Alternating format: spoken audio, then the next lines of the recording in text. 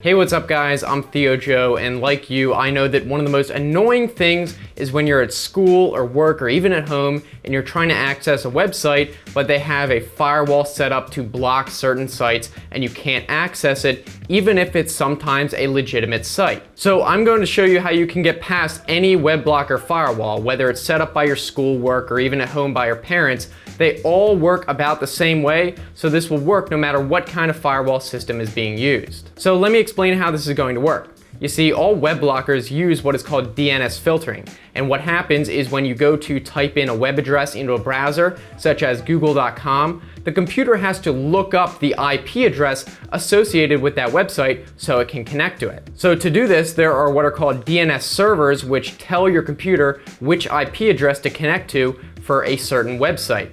And so the request is first sent from the browser to the DNS server and then sent back with the correct IP address, and then the browser connects to that website through the IP address, not the web address itself. And these DNS servers are usually provided by your internet service provider. However, they can be locally set up, such as for a school or work network. So you can probably imagine how a web blocker works. The network is set up so that all DNS requests are sent through the web blocker's firewall, not directly to the DNS server. So when you go to connect to a website, the firewall first checks if that website is on a block list or not on a whitelist, and if it determines that it has to be blocked, it will not pass the correct IP address back to your computer to connect. Instead, it will redirect it to a blocked page so you can't access the website. Here's the secret though. All web blocking firewalls have a backdoor built into it. It's actually required by federal law so that emergency services and law enforcement can bypass the firewall if they have to, for example, during investigations. However, we can actually use this backdoor to bypass the firewall ourselves, and because it's required by law, it's not illegal. To activate this backdoor, you're only gonna need a couple things. First of all, just a USB drive, any size, doesn't really matter, you don't need much space on it at all. And optionally, but not required, an encabulator.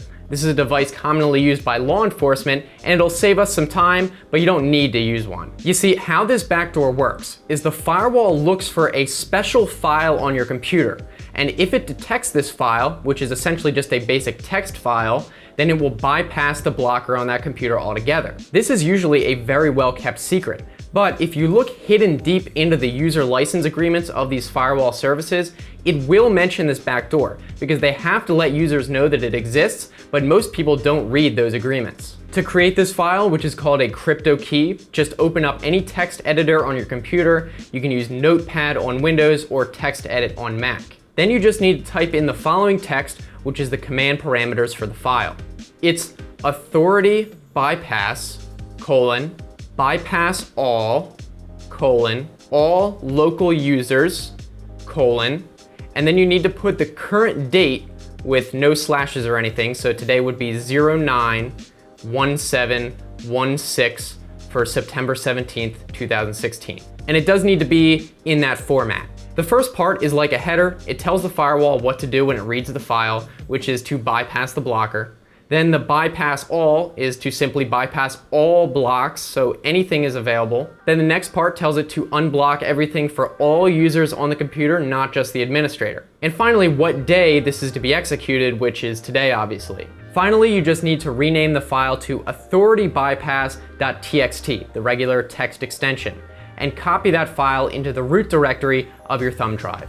Now for the optional part. As you saw, the bypass will only work on the current day that's listed in the file. But if you want to use it on any other day, you have to keep updating the file with the current date, which could get annoying. You can actually activate it permanently though, using the device I mentioned before, the encabulator. The device re-encodes the bytes on the drive to a polar fragment state, which is a fancy way of saying that it rearranges the data in the files. All firewalls are programmed to detect this encoding, and if it is detected, it will activate priority settings on that computer, meaning the bypass will become permanent. Now to do this, first unscrew the Amulite probe from the deltoid container shaft. Then open the shaft and insert the thumb drive into one of the semi-boloid slots. It should fit nicely like this, as you can see. Then insert the probe back into the shaft until it touches the USB drive, but don't try to force it past that. Next, you'll want to turn on the device, but of course, first put on eye protection to protect you from the radiation. Once you turn it on, wait until the meter reaches about 100 coulombs. This means that sinusoidal deplanaration has been achieved. And that's it. You can now turn off the device and remove the thumb drive. After you do this, if you open up the text file, you'll notice some extra encrypted data. This will cause the permanent state, and this data is unique to the individual thumb drive, so you can't just copy and paste what I have here, you have to use your own encabulator. So now that you have the special file on your thumb drive, you're ready to go. Just plug that thumb drive into the school or work network computer, and it will work automatically. Of course, we do want to make sure this actually works, so why don't I go to the computer and do a test and show you the before and after to show you how it works. Okay, so here we are at the computer, and I've set up my router with OpenDNS, which is a free web blocker and firewall from the DNS level. And as you can see, I have blocked twitter.com. It redirects me, it doesn't let me go through because I've added it as a blocked site, just like I described. But I want to get through this, so what we're gonna do is try and plug in the USB drive right now. And you can see it came up, so we can give that a second. So now we should be able to close Edge and open it back up and go to twitter.com now. And there it is, it came up, so we have got past the firewall. Even though it is still active, it is not blocking us because of the file that we inserted in that thumb drive. And also, because I use the optional encabulator, the computer will remain unblocked unless the network administrator resets the status, which is pretty unlikely, so we are all set.